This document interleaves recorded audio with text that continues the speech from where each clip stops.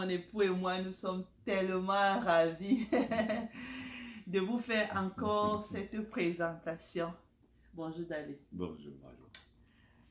Donc aujourd'hui, nous voulons parler des fiançailles.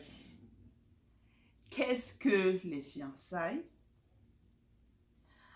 La durée des fiançailles, ce qu'il faut faire et ce qu'il ne faut pas faire pendant les fiançailles.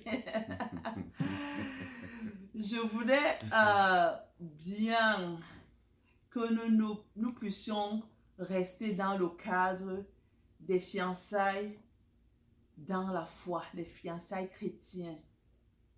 Parce que je ne sais pas comment ça se passe là dehors.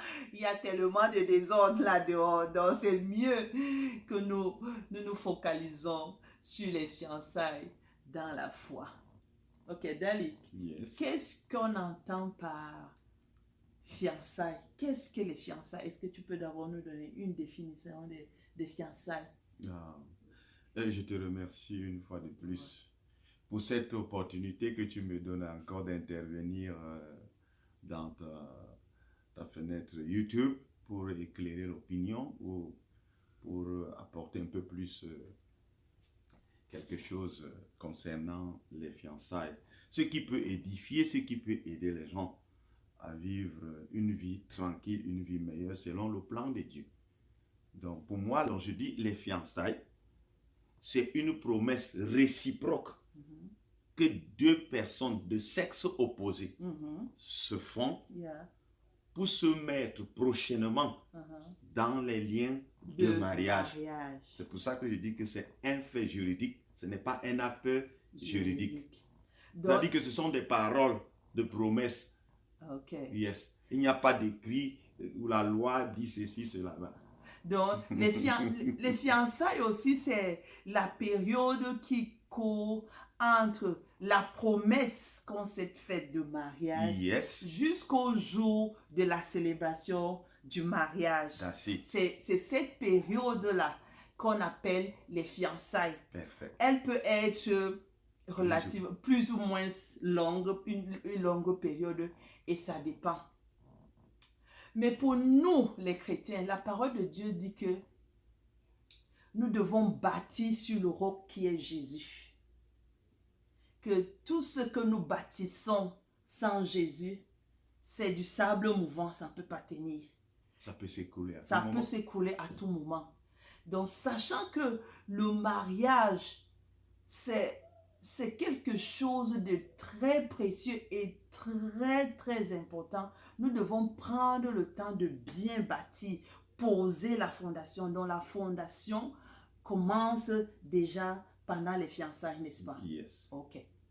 Donc, qu'est-ce que la première étape quand un garçon veut se marier? Faut-il aller directement vers la fille qu'il aime, dire que ok, je veux te marier? Pour nous les chrétiens, qu'est-ce qu'il faut faire? Ouais, il faut d'abord que je rappelle à nos vieux ceci. J'avais dit dernièrement que le mariage est l'affaire de personnes matures. Ça, c'est très important. C'est là où je voudrais d'abord commencer. Le mariage, c'est l'affaire des matures.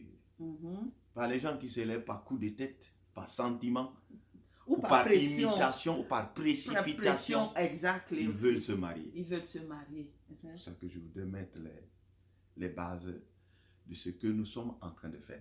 Donc, les fiançailles sont ce socle-là, cette fondation qui sont en train de poser.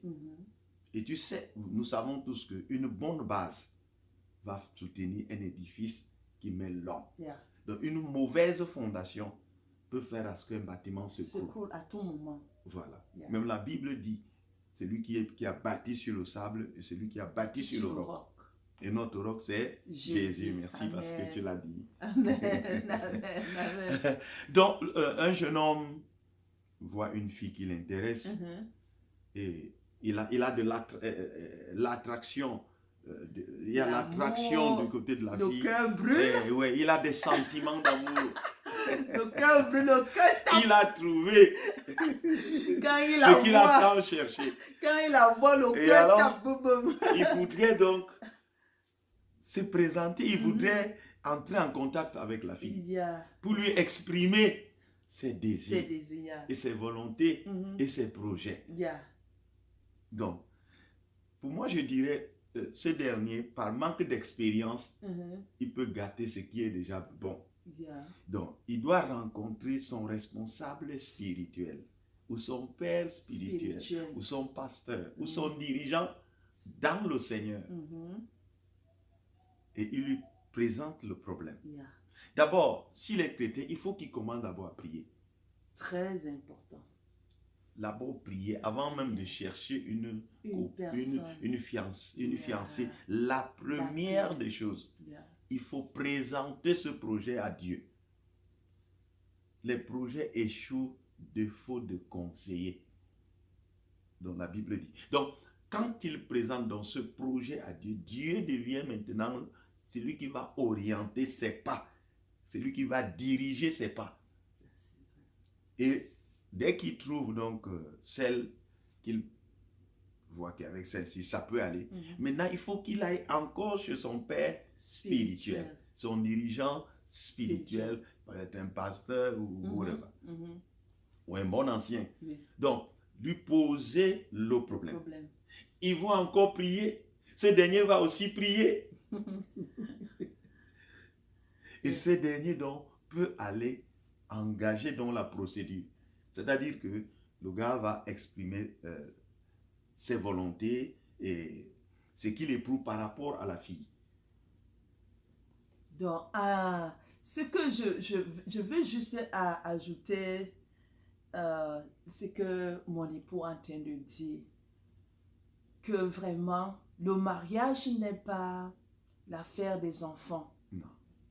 C'est un homme mature, c'est ça, quelqu'un qui est déjà mature, responsable, Yes. qui veut s'engager dans les liens de mariage. Et ça veut dire que tu peux prendre de toi-même tes propres décisions à ce moment-là. Yes. Tu as trouvé une fille qui te plaît, une sœur, parce que nous parlons des fiançailles dans la foi. Tu as trouvé une sœur qui te plaît. Lorsque tu la vois, tu sens que ton cœur bat pour elle. C'est un point très important. Et ne te laisse pas aussi entraîner par tes sentiments. Ne te focalise pas seulement sur tes sentiments parce que tes sentiments peuvent te tromper. Prends le temps aussi dans la prière. Yes. Que le Seigneur t'aide à faire vraiment, te confirmer le choix que tu as fait. Yes. Est-ce un bon choix? Seigneur, j'ai le sentiment envers cette sœur-là. Est-ce qu'avec elle, on peut faire un bon bout de chemin, on peut faire le mariage? Parce que tu peux avoir des sentiments avec quelqu'un, mais vous risquez, ça peut ne pas être la personne appropriée pour toi, pour le mariage. Il faut comprendre ça. Yes. Parce que les jeunes ne savent pas, dès que le cœur bat déjà pour une personne, il se dit que non, cette personne est bonne pour le mariage. Non, ça ne se passe pas comme ça. C'est bon, il faut déjà avoir ce battement de cœur-là, mais ne te limite pas à ça. Il faut prier. Aussi tes parents à la maison considèrent aussi son avis, leur avis, et puis le père spirituel. Et la prière aussi, comme nous avons parlé. Donc, c'est pour les gens matures. Et il faut savoir que la dernière décision te revient à toi. Bien sûr. Ne te laisse pas influencer par soit le ministre de Dieu, par les parents. Exactement. Ou par tes relations ou tes amis. Exactement. Ou par tes amis. Ou bien les gens qui te disent non, épouse celle-ci, c'est celle-ci qu'il te faut. On voit que ça va marcher. Non, ne te focalise pas à ça. C'est toi qui as la dernière décision. Yes. Donc toi et le Seigneur. C'est toi qui vas vivre. C'est toi qui vas vivre avec cette fille-là. Yeah. Donc quand tu t'engages, tu es sûr que c'est elle. Et tu vas voir le responsable spirituel. C'est pour éviter le désordre. Parce que nous faisons des choses au contraire à ceux du monde. Yes. Dans le monde, Il y a le désordre social. Ah, exactement. Un gars rencontre une fille le premier jour même, il dit que oh, je t'aime, mais je veux t'épouser. Tu vas l'épouser comment? Tu ne la connais même pas, tu ne l'as même jamais vue. Donc dans la foi, Tu n'as pas étudié la fille. dans la foi, c'est c'est contraire. Nous marchons selon la discipline de Christ. Nous marchons selon la parole de Dieu parce qu'il y a la logique. ordre et la logique. Il y a un ordre que le Seigneur a établi. Si tu permets, pourquoi je dis la logique? Oui. Parce que voici quelqu'un qui vend la canne à sucre. Il a exposé les cannes à sucre. Oui. Ah, tu passes là, tu vois une très bonne canne à sucre. Oui. Ou tu dis, oh, j'ai oublié mon porte-monnaie. Mais tu ne vas pas casser la canne. Tu dis, je voudrais acheter celle-ci. Oui. Réserve-moi celle-ci. C'est celle-ci que j'aime. Oui. J'aime cette canne à sucre. Oui. Il met de côté. Oui. Mais ce n'est pas dès qu'il a mis de côté, tu casses, tu te mets à sucer. Non, tu dois aller chercher ton porte-monnaie. Venir payer le prix de la canne à sucre. Il te livre la canne à sucre, alors tu casses. Voilà la logique. Ok. Yeah. J'entends pas désordre social. Comment quelqu'un va dire, je voudrais cette canne à sucre, j'ai oublié mon porte-monnaie. Oh, j'aime cette canne à sucre, mets-moi de côté. Il dit, je prends mon porte-monée, il fait 2 pas, il revient. Il dit que donc moi je casse d'abord, je suis en allant. Il ne va pas lui donner, il risque de ne pas revenir. Exact. Donc, déguster les mariages, consommer le mariage avant les fiançailles, c'est un désordre social. C'est pas logique. C'est pour cela que si déjà la canne à sucre, on se comporte comme ça, qu'en est-il d'une personne? D'une personne. C'est ça que j'entends. La Bible nous permet de fonctionner dans la logique de Dieu. Amen. Donc nous Elle est la meilleure. Nous devons suivre la discipline de Christ, Yes. même dans les fiançailles. Oui. Bon, maintenant, que devons-nous? Le gars a déjà demandé la main. Oui. Quand elle accepte, alors la fille a accepté. Oui. Et nous prenons l'hypothèse où la fille a accepté. Elle a donné sa réponse que, ok, oui, je suis d'accord. Je veux être non, ce gars-là me plaît aussi. Je suis amoureux du gars-là. Yes. Donc, en ce moment-là, voilà la période de fiançailles qui commence. Yes. Parce que le gars a déjà présenté la promesse et la fille a accepté. Et elle a fait aussi sa promesse. Et elle a aussi fait sa promesse. Donc, la période de fiançailles commence à courir. Qu'est-ce qu'on doit faire concrètement pendant cette période? Oui, puisqu'ils ont donné leur accord de principe, Oui. il faut encore que les parents de la fille soient informés. Yeah. C'est pour ça que le responsable de ce jeune chrétien doit aller rencontrer les parents de la fille. Oui. Pour poser le problème. Voilà, mon fils tel aimerait prendre pour épouse votre fille. Et les parents donnent aussi leur point de vue. Et dès qu'ils donnent leur accord de principe, maintenant le jeune homme doit savoir ce qu'il y a lieu de faire, les conditions.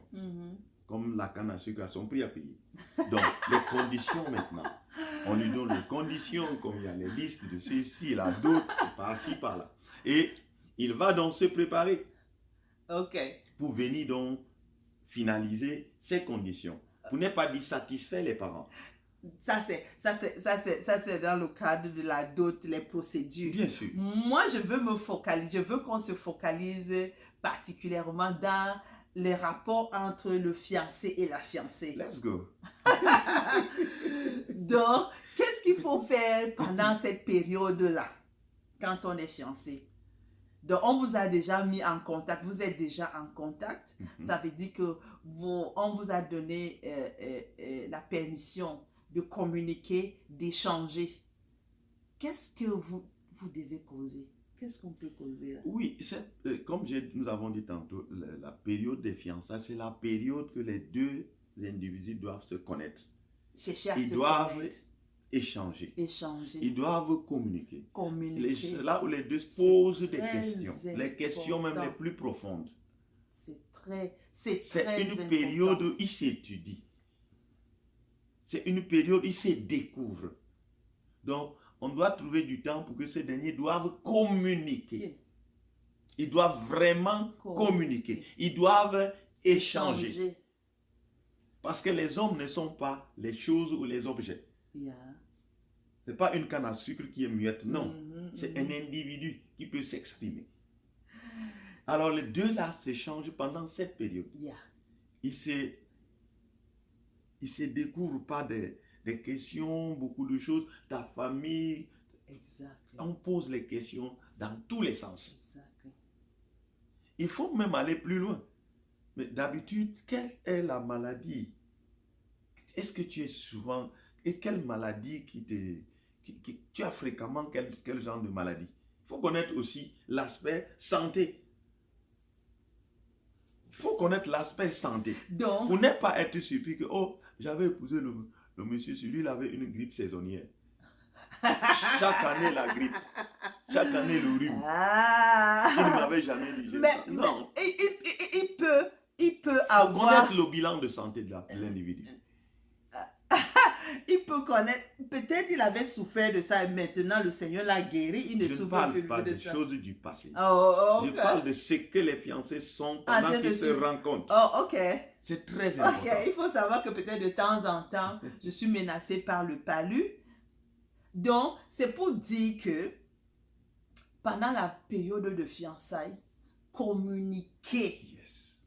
sur des sujets très importants de votre vie ensemble. Yes.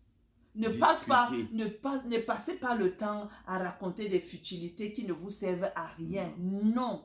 Allez discuter sur des sujets qui vous préoccupent. La fille va demander, qu'est-ce que tu vois? Est-ce que pour toi c'est normal qu'une femme travaille quand elle est mariée? Le gars va lui donner son point de vue et elle va comprendre l'esprit qui anime le La frère. fille doit connaître les objectifs Exactly. du garçon et vice-versa. Vice-versa. Yes. Donc, il faut beaucoup communiquer sur des sujets très importants. Des sujets qui te tiennent à cœur. Mettez ça sur la table. Parlez, discutez. Que chacun donne son point de vue pour savoir, pour que demain ou après-demain, qu'on ne soit pas super. Oh, je ne savais pas. Je ne savais pas. Yes. Donc, la seule manière de connaître ta personne, c'est de causer, de communiquer, Pour d'échanger. s'informer. D'échanger. Yeah. Il y a aussi d'autres personnes qui n'ont pas cette capacité de converser, de tenir une conversation comme ça. Il Écris. faut demander conseil. Il faut aussi écrire. Si tu peux écrire, écris. Fais même des lettres. Tu envoies pour qu'on te donne des réponses vraiment appropriées à ton fiancé ou à ta fiancée. Donc, il y a tellement de moyens de communication. Mais il y a le téléphone, il y a l'internet et tout. Donc, autre chose, puisque tu m'as dit, la vie des fiancés. Oui. Pendant temps-là. cet intervalle. Oui. Comment ils doivent vivre, comment ils doivent se comporter. Mhm. Nous avons dit au préambule que c'est un mariage chrétien. Mhm. Donc, les chrétiens ne se retrouvent pas sur des endroits isolés, soit les heures tardives, les deux. Non. Les chrétiens ne consomment pas le mariage avant le mariage. Donc, Les chrétiens ne cassent pas la canne à sucre sans avoir se mettre à sucer, sans avoir payé le prix, sans avoir reçu la livraison de la canne à sucre. Donc, les chrétiens se préservent. Parce que nous avons dit que c'est des promesses réciproques. yeah. Et j'ai même dit que c'est un fait juridique et non un acte. C'est juste des paroles. Donc, maintenant, si consomme le mariage, après, on se rend compte que non, ce mariage ne pouvait pas tenir. Qu'est-ce qui va se passer? Ben, je ne sais pas. Ils se sont abusés. Donc, c'est pour ça que la parole de Dieu nous enseigne la chasteté. Les gens doivent savoir se réserver. Jusqu'à ce que le ministre du culte bénisse votre mariage. Fait des déclarations par rapport à la parole de Dieu. Vous enseigne, vous dit ce que la parole de Dieu par rapport au mariage. Bref, grosso modo, jusqu'à la célébration du mariage. Donc, ce qu'il faut éviter pendant les fiançailles. Yes. Il faut éviter de se retrouver seul dans des endroits isolés à des heures tardives. Yes. Il faut vraiment éviter. Parce que nous sommes formés de chair et de sang. Imagine-toi que tu te retrouves avec quelqu'un, ton cœur brûle, ça brûle. C'est ça que la Bible parle de la tentation. La Bible avait prévu tout ça. Donc vous vous retrouvez seul à une heure indue. Seul. tout peut arriver. Vous êtes juste fait des promesses. Ah, exactly. Les promesses peuvent... Il faut vous on préserver peut ne pas aller au bout des promesses. jusqu'au bout. Vous ne savez pas si vous irez jusqu'au bout. Donc que personne ne se sente lésé dans les promesses. Exactement. Chacun garde sa dignité, l'autre garde sa dignité. Sa dignité. C'est ça qu'on appelle se conserver pur. Ça, c'est très Et important. Dieu tient compte de ça. Si déjà les personnes peuvent s'abstenir comme ça veut même dire que quand même quand elles vont se marier, elles vont s'abstenir. Exactly. Exactly. Donc, Que d'être marié et de poser encore des actes d'adultère, ça ce sont des crimes spirituels. donc la chose qu'il faut le plus éviter pendant les fiançailles, c'est d'avoir les rapports sexuels. Ça, c'est gâter votre... Ça, c'est le gâchis. Si vous allez jusqu'à arriver là, sachez que selon la foi chrétienne, vraiment... Vous avez manqué du respect. Même au Seigneur, même à la famille, même à votre église. Donc, il faut éviter ça. C'est même de la légèreté. Donc, et pour éviter c'est une déviance d'arriver jusqu'à ce niveau, ce sont les déviances spirituelles. Il faut vous contrôler. Qui ne doivent pas et ne devraient pas avoir lieu. Parce que la parole de Dieu est stricte là-dessus. Donc, vous voyez. Juste, la parole de Dieu dit, lorsque Abraham devait trouver une épouse pour son fils, oui. Il n'a pas épousé n'importe quelle fille. Il a dit à son serviteur, va à telle place. Oui. Va ainsi, fais comme ça. Fais comme ça. Tu vois? Et Isaac n'est pas allé là-bas commettre tout ce qu'il devait commettre avec la fille. Exact. Il a attendu toute la procédure jusqu'à ce qu'on lui a donné sa femme. Ils ont doté, ils ont tout fait. On l'a remis. Voilà. C'est comme ça que ça. C'est comme ça c'est biblique.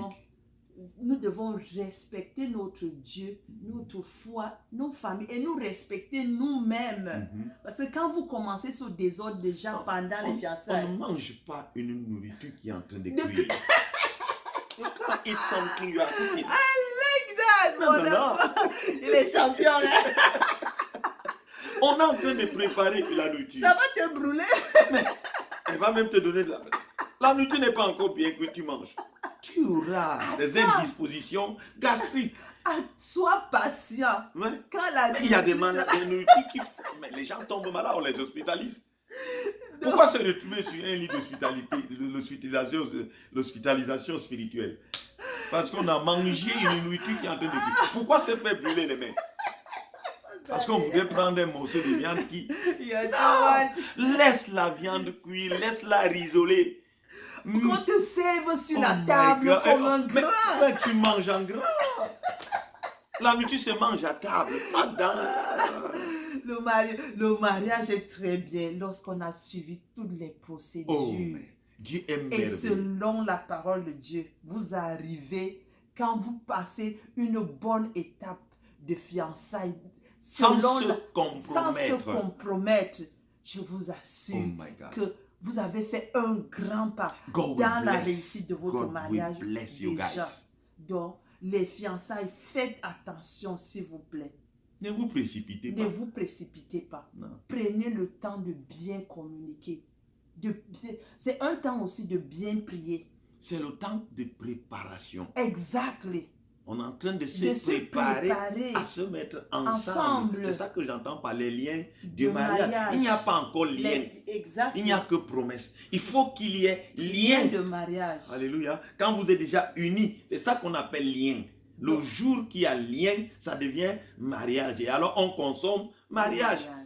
Donc prenez bien. On ne consomme pas les promesses. Profitez bien de ce temps de fiançailles. Ayez des fiançailles vraiment appropriées, honorées selon la parole de Dieu. Si vous honorez le Seigneur pendant votre période de fiançailles, le Seigneur vous honorera. Il va le faire. Il va le faire parce qu'il dit que j'honore celui qui m'honore. Donc, honorez le Seigneur pendant la période de fiançailles et soyez disciplinés et le Seigneur va vous bénir. Merci beaucoup. Mais nous voulons parler à ces fiancés-là. Ceux qui sont fiancés, mais qui veulent être ces fiancés sans Jésus. C'est un grand danger. Parce que nous avons dit dès le début que celui qui bâtit sans Jésus, bâtit en vain. S'il te plaît, avant de t'engager dans les fiançailles, la première des choses que tu aimerais faire, c'est de donner ta vie à Jésus. Amen. C'est de donner ta Yes, vie à c'est Jésus. l'idéal. Si tu veux avoir un mariage réussi, C'est nécessaire. c'est très important. C'est nécessaire. Arrange d'abord avec Jésus. Croire en Jésus-Christ, c'est une nécessité. Ce n'est pas... Non, on ne peut pas, on ne peut... Non, non, croire en Jésus-Christ, c'est une nécessité. Ce n'est pas facultatif. Ce n'est pas facultatif. C'est nécessaire de croire en Jésus-Christ. C'est très important. Peut-être les gens ne comprennent pas le mot nécessaire. On peut dire que la respiration est nécessaire à la vie. C'est-à-dire, si tu ne peux plus respirer, tu vas mourir. Tu vas mourir. Donc, ne pas croire en Jésus-Christ, c'est suivre volontairement le chemin de la mort. Et nous sommes venus dans ce monde par Dieu. Et nous devons nous remettre à Dieu à travers Jésus-Christ. Donc, chacun doit croire en Jésus. Chacun doit donner sa vie au Seigneur Jésus-Christ. Se repentir et se convertir. Comme je dis toujours, nous sommes en train de vivre les derniers temps. Qu'on ne vous trompe pas, ce sont les derniers temps. Repentez-vous, voici le temps qu'il ne faut pas rater. Donne ta vie à Jésus. Accepte Jésus. Et tu auras le bonheur. Fiançailles, mère. Tu auras le mariage paisible. Et même et au-delà, la vie éternelle. C'est ça qui est plus important. Parce que le mariage, c'est pour un temps. Yes, c'est pour on un appelle ça temps. les choses terrestres. Des choses de la terre. Passagères. La Bible dit que les choses invisibles sont éternelles. Donc, comme la vie éternelle. Prépare-toi. Comme tu te prépares à entrer dans le mariage, pense surtout à ton âme, à l'éternité qui t'attend devant. Donc, donne ta vie à Jésus. Tu vivras heureux sur la terre et après tu auras une vie éternelle, paisible. Un bonheur éternel, c'est ça qu'on appelle le salut. Avec Dieu.